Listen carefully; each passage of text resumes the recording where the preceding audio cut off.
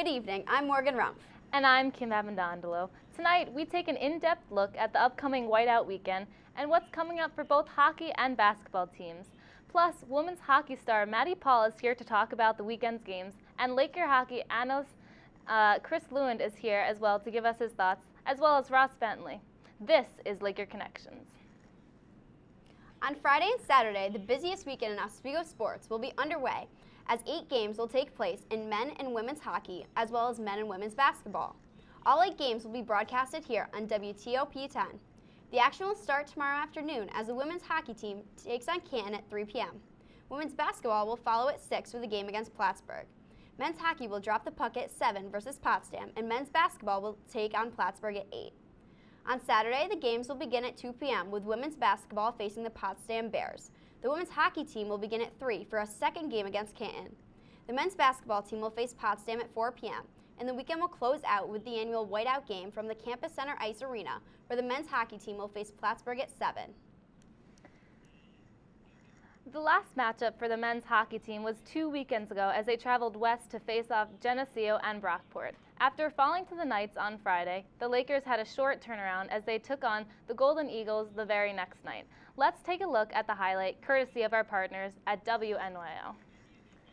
And here we've got the Lakers as they're on offense, and we've got them passing it. Goes back around to the back of the net. We've got McElottie there, passing it right in front as Orr takes a shot, and Dylan Smith scores. We've got Smith taking that rebound right there at the top of the net, and he just puts it right over the shoulder of Lockhurst. Then Oswego is up 1-0. 10 minutes later, Gertzakis passes to Smith behind the net, who then passes it right in front to Galati, and he scores. Galati was on fire during this play. We've got 45 minutes left remaining in the second period, and it is 2-0. Oswego is winning. And then at 14:45 in the second period here, we've got Andrew Barton passing it off to Chris Ragusillo. Chris takes a shot, is blocked, and then he scores again on the second time. Ragusillo just puts that puck right between the pads of Lockhurst there, making the score 3-0 Oswego. With 13:36 left in the third period, Smith and Galati pass it in the front to Max Scott, who scores for the Lakers. The Lakers won that game 4-0 over Brockport, with Max Scott scoring that last and final goal. The Lakers women's basketball team will enter into Whiteout weekend coming off their very first loss of the season after falling to the University of Rochester 79-53 on November 26th.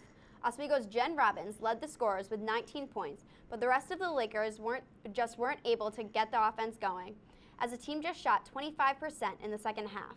With the loss, Oswego falls to 3-1 on the season. Oswego men's basketball star Kyle Coveley was selected as the SUNYAC Player of the Week for the week of November 25th. Coveley helped the Lakers go 3-0 in that stretch with key wins over Ithaca, St. Lawrence, and Hartwick. Coveley averaged over 17 points per game during that stretch, and he is also averaging 3 rebounds and 3 assists. After getting off to a cold start, Coveley seems to have found his range, as he is shooting nearly 60% from the three-point range over the last 3 contests. The OSU wrestling team placed 13th out of 19 teams in the New York State Collegiate Championships on November 25th. Scott Bova led the Lakers by going 4-2 on the day at 185 pounds to finish 5th in his weight class. Bova's only 2 defeats came against Division I wrestlers from SUNY Binghamton and the University of Buffalo. Another top performer for the Lakers was Abubakar Sow, who went 2-2 in the 149-pound weight class, defeating wrestlers from Columbia College and Jamestown Community College. Cornell University won the college championships for the 2nd straight year. And when we come back, we will have women's assistant hockey captain Maddie Paul to tell us about what she expects from Whiteout weekend. This is Laker Connections.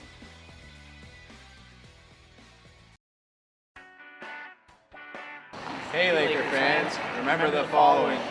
Be loud, be proud, be funny, be civil. Above all, be positive. We've cleaned up our act on the ice. Now it's your turn to clean up yours in the stands.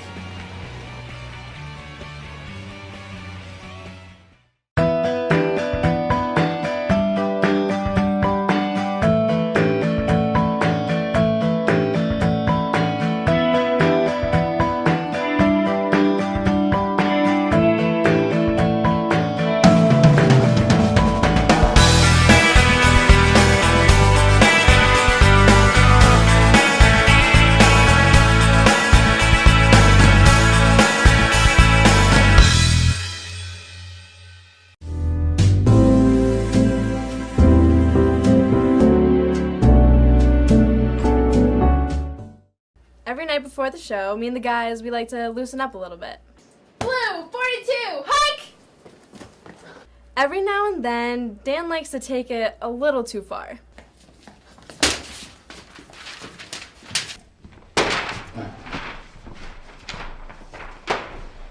But hey, the show's all about competition, so we'll take it. Stupid Dan with stupid football and stupid running.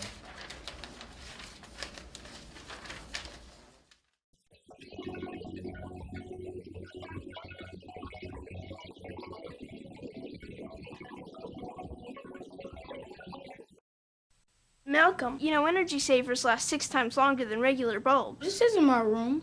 It's Baron Davis's. The basketball player? This is his room? I don't live here.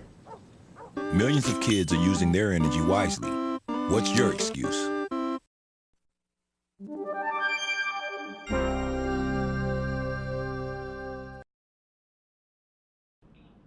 Hello, and welcome back to Laker Connections. I'm Morgan Rumpf.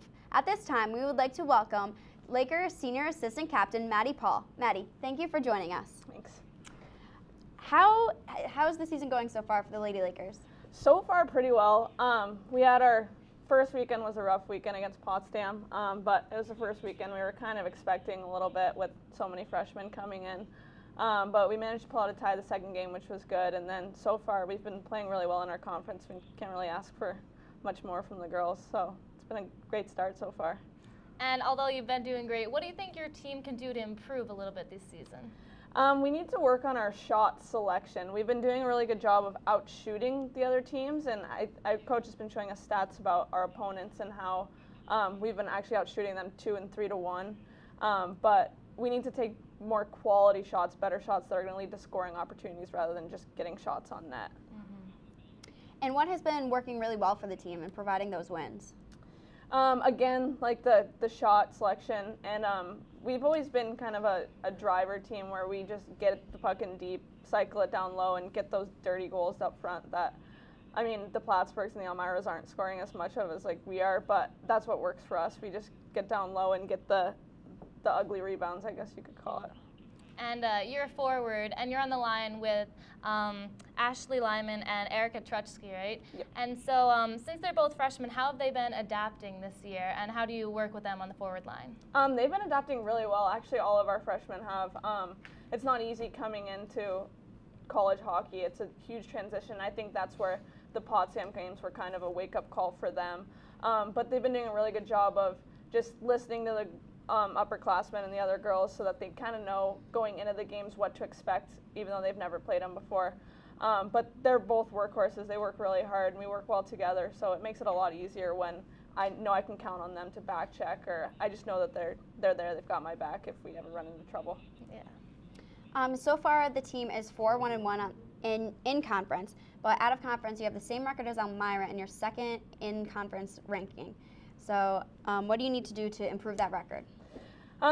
We really just gotta start scoring. I mean, that seems like it's a common theme that I've been saying tonight, but we've had so many opportunities and that we just haven't quite buried on. But I mean, we're gonna get scored on every game. It's hockey. It's gonna happen no matter what. And so it's a matter of us being able to recover from that and score more goals than the other team. Our defense has been playing really well this year, so we know we can rely on them.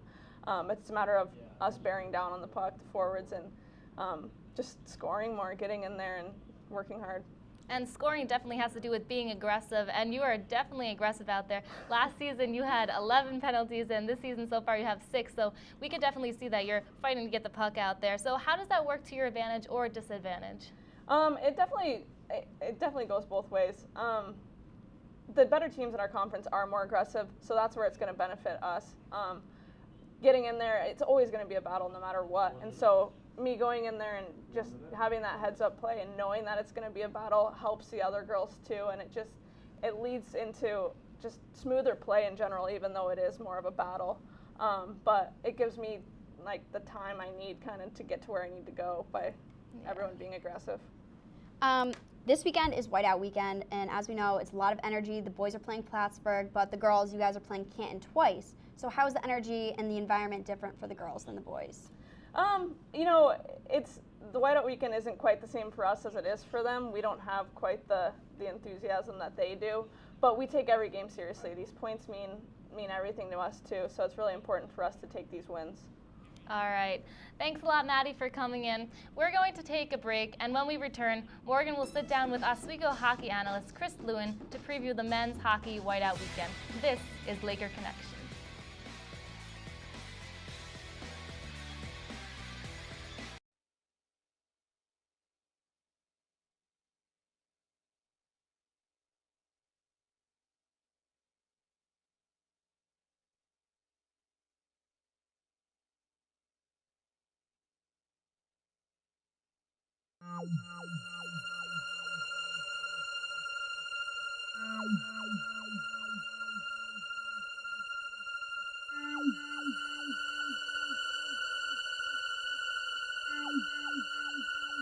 So, do you have any questions? What is your soup of the day? We have a mulligatawny soup. Oh, do you have any specials? We have a steak special today. Oh, how's that cooked? That's pan-seared and then... Does it come with a side dish? Is it grilled? Can I have it steamed? So, what do you recommend? What kind of pie do you have? You're an actor. Aren't you from Ohio? Any questions?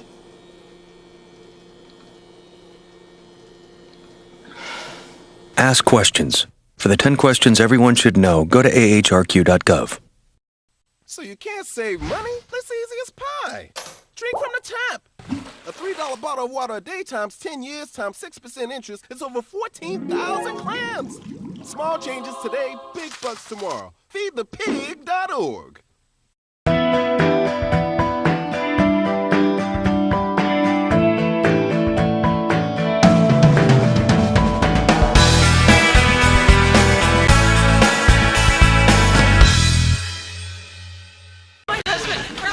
Stop. What's she doing? She was a passenger. I was deboned on the passenger side. We just had some wine. I wasn't even drunk. I was just buzzed. What? You were just buzzed. Well, so you didn't tell us that. In that case, she's just fine. Yeah. I'm fine. Really? No, not really. Buzz driving. Maybe we should stop acting like it's no big deal. Welcome back to Laker Connections. I'm Morgan Rumpf. Now we bring in our very own men's hockey analyst, Chris Lewin. Chris, thanks a lot for joining us. No problem, Morgan. So as we go into whiteout weekend here, as an analyst, what do you think is going to happen in this weekend's game? Well, obviously we have two very different games. We have Potsdam, which is at the bottom of the SUNYAC Conference, and Plattsburgh, which is the #1 team in the nation right now. And Oswego always plays Potsdam very well. They won 10-1 on the road last season, or 10-0 on the road last season against Potsdam. Are always able to handle the Bears, and I even see with the shift, 19 new players coming in, I see no difference in that. I think Oswego will be able to handle Potsdam. The other side of that, though, obviously whiteout game Saturday night against Plattsburgh, totally different story. Plattsburgh is, as I said before, the #1 team in the nation, a very successful team. Coach Bob Emery has them ready to go this year, and the Lakers are going to have a lot of issues. We saw this last weekend or 2 weekends ago now, against Geneseo. Yes, they were able to bounce back against a team like Brockport, but when you rank them, Brockport and Plattsburgh are very different squads, and Lakers are going to struggle in this game Saturday night. And what's different with broadcasting these games this weekend compared to other games? Well, compared to other games, we put our all here at TOP into every single game we do. We have a huge crew. Everybody has their own specific positions, but it goes into planning for this weekend, and that is where we have to make sure, because we're expanding our coverage from a half-hour-long pregame to an hour-long pregame. So we had to make sure that we have enough content for that. So we have different interviews. We're going to take a look at the impact that this game has on the town. I've been told that apparently I'm going to learn to skate during this too. That is one of the things that we're planning. So it really just comes down into the planning and making sure that we have enough content to fill the need there, because a lot more people are going to be tuning into this game, a lot more alumni pay attention, and it's really good for us to just show the brand that is TOP and show the success that we've had all season long and showcase it on the big stage like Saturday night. And like you said, Plattsburgh is ranked #1 out of all D3 colleges in the country, so how does that change the game plan for the Lakers this weekend? For the Lakers, it changed the game plan when you look at last season when you played Plattsburgh, because Oswego was at the top of the USCHO rankings, and now it's Plattsburgh. So that obviously goes to where Oswego is now the underdog, and they're going to need to come up and make sure that they are more playing into their own strengths, not taking penalties, giving Plattsburgh no opportunities, and the big thing in this game is going to be turnovers. And if the Lakers continuously turn over like they did this past weekend between Geneseo and Brockport, they're going to get blown out of the Campus Center Ice Arena. But talking to Coach Gozek earlier in the week, turnovers were a big thing that he was talking about, and his team really needs to make sure that they are not turning the puck over, because that will doom the Lakers Saturday night. And the team is full of 19 brand new faces. So Oswego is considered an underdog compared to previous years. So what does Coach Gozek have to say or do in practice to pump his team up so that they will be successful this weekend? You can't hide the fact, if you're Coach Gozek, that it's a big game. So the smart thing to do is to not tell your players, oh, just pretend it's not there. You have to mentally prepare them for this. Mentally prepare them for the atmosphere in the Campus Center Ice Arena. Because you're going to see it Friday night. There's going to be a big crowd, a lot of people excited. A lot of people have returned to Oswego, alumni-wise, to see this game. But then Saturday night, it's going to be even more, with more people up to watch that game. The place is going to be sold out. It's going to be loud from start to finish. We saw this last season when the Lakers lost in the regular season to Plattsburgh, and then when they won the SUNYAC Finals here against Plattsburgh. So it's going to go down to just making sure mentally they're in check and keeping their emotions in check. And as we said before, the Lakers just lost last week 4-7 against Geneseo, but however, they bounced back to defeat Brockport 4-0. So what kind of position does that put them in for this weekend? Kind of like I talked about before, where it will help them against Potsdam, because Potsdam and Brockport's a little better than Potsdam, but they're very similar teams, very similar style. The Lakers have played them similar ways in the past, but once again, against Plattsburgh, everything with the momentum that they gained against a team like Brockport is out the window. You're going to have to look back to the Geneseo game, because Geneseo was a ranked opponent. And now the next ranked opponent they'll play is Plattsburgh. So if you're going to look at the the Potsdam game, I should say, yes, you can look at the momentum built off Brockport. But if you're looking at Plattsburgh game, you're going to have to look at the way the Lakers will rebound after losing against a ranked team in Geneseo. And especially, we're going to have to look for the key players. So what do we need to expect from players such as Titanic, Badham, and Galati? Well, Titanic and Badham are two leaders on the team. They're going to have to step up, show the 19 younger guys what is going to be in the Campus Center Ice Arena atmosphere-wise, have to make sure that they're playing with a good level and level-headed, not taking bad penalties. But for me, the key players are going to be the goaltenders. Is it Zawadzki? Is it going to be Justin Gilbert? Who's going to be in net for the Lakers? You might see a switch from Friday to Saturday night. That's going to be the big thing for Coach Gozek and assistant coach Mark Digby, is who is actually going to be in net and who the players in net that the Lakers can count on, and then the way that will move up, because it changes the way the defense plays, because Zawadzki is a goaltender who stays in the net and waits for the puck to come to him. Gilbert is a guy who will go out and make sure to get the puck to move it up the ice, and that changes the game plan of the defense. So it's going to be a tale of what goaltenders put in net, and that's going to lead to a lot of thinking by the coaching staff. And to wrap it up here, what are your final predictions for this weekend? Final predictions, I'm going to say that Oswego is going to handle Potsdam. I know a lot of people say this could be a game where they give it up, but I've heard that my first 3 years here, and in my fourth, I'm going to say once again it won't happen. Oswego will be able to defeat Potsdam by a big score. You're going to see a lot of scoring Friday night. Saturday night, however, and it's going to be more on Potsdam or on Plattsburgh's side of the ice, and I believe that they're going to control the game. Very good. And the games this weekend, they're always eventful, so everyone needs to make sure that they tune in and watch WTOP. So, Chris, thank you for joining us. And when we come back, Kim will be talking with WTOP basketball analyst Ross Bentley about what to expect. And over in Laker Hall, we will be broadcasting Oswego men's basketball. So keep watching. You're watching Laker Connections on WTOP.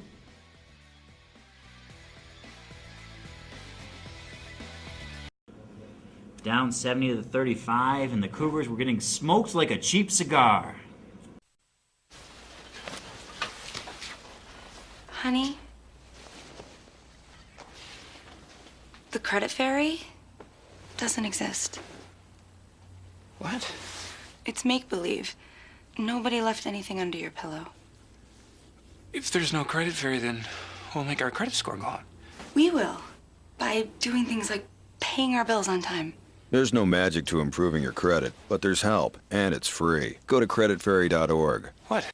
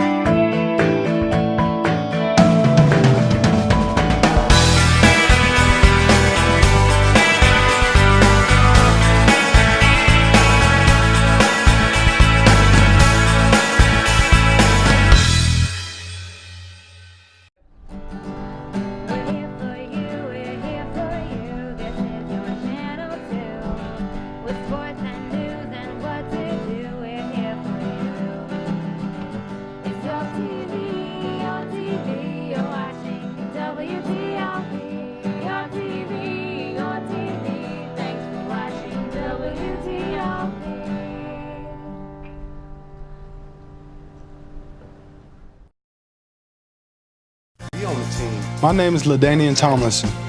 By keeping kids in school, I don't just wear the shirt, I live it.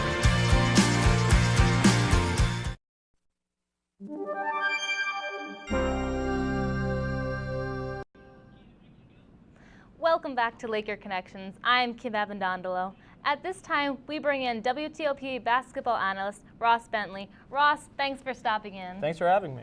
And now, this week you actually got a chance to interview Coach Liana here.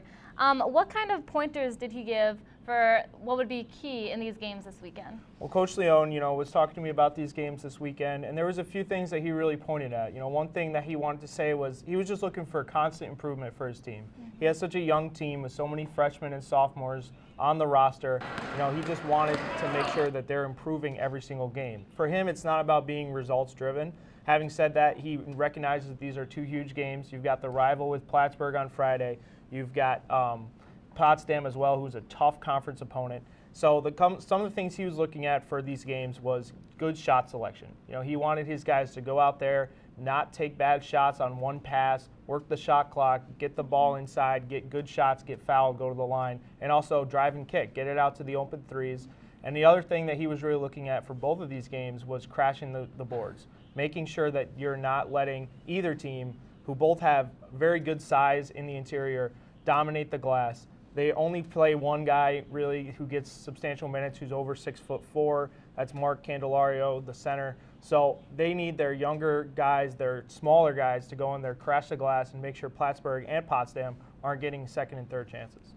And now the team is 4-1. So how have the men really been able to keep their strong lead so far this season? Well, it's funny, a couple weeks ago in the Max Hill tournament, their first couple games of the season, they were kind of shaky against Lancaster Bible College.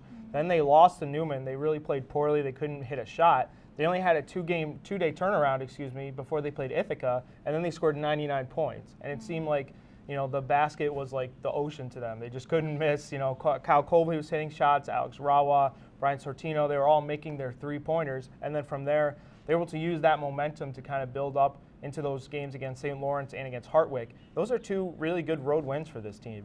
For younger teams, it's often hard for them to win on the road. So for them to go in there and win back-to-back games against St. Lawrence and Hartwick on the road in close, contested games where it was going down to the wire, that's big for this team. That's something Coach Leone really looked at as how tough is this team going to be coming back from adversity. They played so poorly against Newman. They didn't win that Max Steel tournament on their home court. Very disappointing. But 2 days later, they came back and had their best game of the season against Ithaca, so that was really huge for them. Yeah, that's great. And so how have the new freshmen attributed to the team this season? Well, Brian Sortino is the name that you want to look for in terms of a guy who's going to be a staple for this team now for 4 seasons. He's a freshman point guard. Sean Michael was an all-conference player a season ago as a senior. He left the program, graduated. They needed a new player to step in and be the point guard. There was a lot of question marks, who's going to take over. Well, it's been pretty clear that Brian Sortino is that guy. He's been shooting the ball very well. He's been getting his teammates involved. And the best thing that I look for him is he doesn't turn the ball over. You'd think as a freshman, you're coming in there, you're adjusting to the speed of the college game. You're going to have a lot of turnovers, especially in the first few games of the season. But Brian Sortino has done an excellent job of ensuring that that does not happen. He's been limiting his turnovers, and he's been playing great defense. Coach Leone told me one thing that he looks at for freshmen is that they don't adjust well to the speed of the game. And he's been adjusting very well to the speed of the game as a freshman, coming in there, being the starting point guard, and making all the plays he needs to make. And now let's talk about Daniel Ross. How has he been able to take more of a leadership role this season? Yeah, well, Daniel Ross is a guy who came in from Virginia Intermont at NAIA D2 school. He came over here as a junior to transfer to Oswego. And last year, you could see all the talent there. You could see that he was a player capable of being dominant. But, he was kind of playing a more glue type of role with the team with Hayden Ward and Sean Michael. Now, it's his and Kyle Kovley's team to take over. We saw in that Newman game, they were scoring very, very low numbers, and he almost took them all the way back. He had 30 points. It was every single time down the floor. He's the guy who's making the shots. He's the guy who's taking the ball to the basket. And now, I think with those players from last year who were seniors moving on, he's been the guy that he steps up. He's the only senior on the team to make those big plays and kind of be that leader on this club. All right. Now, no matter if they're a freshman or a senior, which players do you think are the key ones for the Lakers? Which ones will we have to look out for this weekend? I think the one guy that you really want to look out for, I mentioned him earlier, Mark Candelario. He's coming on strong. He's 6'9", center. He's that interior defensive player that Oswego really needs if they're going to compete in the SUNY against bigger teams like Potsdam and Plattsburgh. He's the guy I look for. He's got to play big inside. He's got to get rebounds. He has to score, and he has to make sure he stays out of foul trouble because they don't have players on their bench that can come in and relieve him if he gets in foul trouble. Exactly, so you got to watch out for Absolutely. that. And so now, what are the Lakers' goals this weekend as they head into Whiteout Weekend? I think the goals for them are just to play well, improve, and then whatever happens for Coach Leone. It's all about making sure he sees constant improvement with his team. All right, great. And that will do it for us here on Laker Connections. I'm Kim Abendondolo with Morgan Rump. We want to thank our guests Maddie Paul, Chris Lewin, and Ross Bentley for coming in. Join us next semester for an all-new season of everything Oswego sports. Thank you for watching Laker Connections on WTOP. Good night.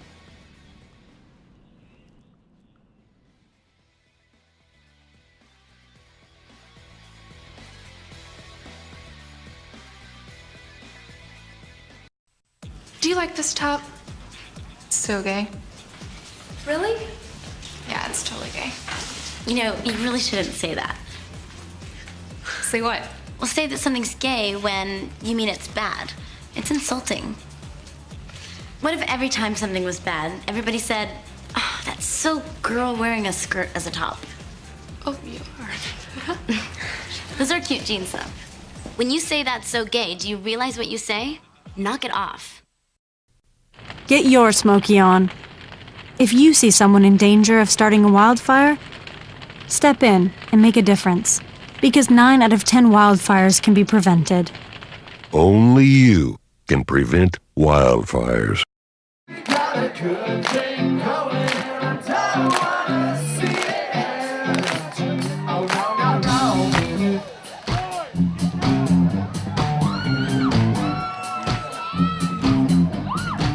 Hi, we're Real Big Fish. And you're watching WTOP 10.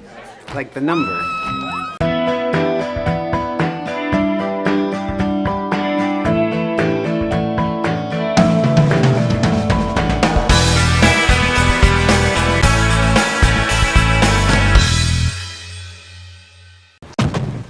Hey guys, this is my teenage friend Rachel. She's cool. Hey. Hey, could you watch the road? Hey, could you watch the road? Okay. All right, well, if we die in a car crash, I want to donate my eyes to my neighbor, Gary. He has a boat, and he sails all around the world. I would love to see that. I don't know if he actually needs eyes, but who would turn on a free pair of eyes, right? Who's that rich?